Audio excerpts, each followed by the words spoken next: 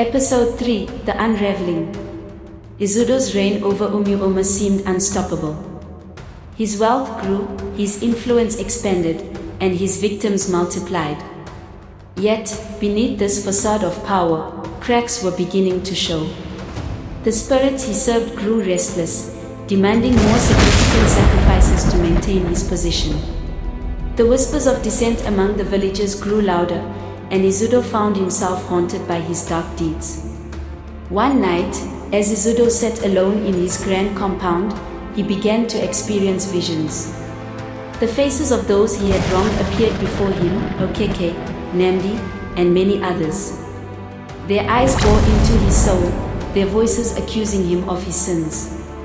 Ezeudo shook his head violently, trying to banish the apparitions, but they only grew stronger. He realized that the spirits were no longer on his side, they were now tormenting him. Meanwhile, in another part of the village, Chibuzo, the fearless young man who had lost his father to Ezeudo's tyranny, was plotting a rebellion. He sought the guidance of Mama Uche, the village's spiritual healer and seer. Mama Uche, who had long been aware of Ezeudo's dark practices, agreed to help. She performed a powerful ritual, calling upon the gods to expose Ezeudo's wickedness to the entire village. The gods answered her call. The next morning, the sky over Umuoma turned unnaturally dark. Thunder roared, and lightning struck Ezeudo's compound, setting part of it ablaze. The villagers, terrified by the divine display, gathered in the square to seek answers. Mama Uche stood before them and spoke with authority.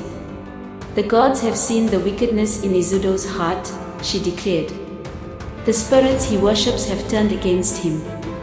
It is time for us to confront the evil that has plagued our village."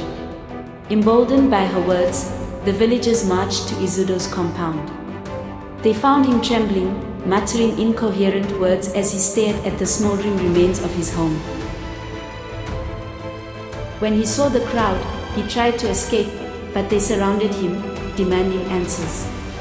Under the weight of their collective anger and the gods' judgment, Ezeudo confessed his crimes.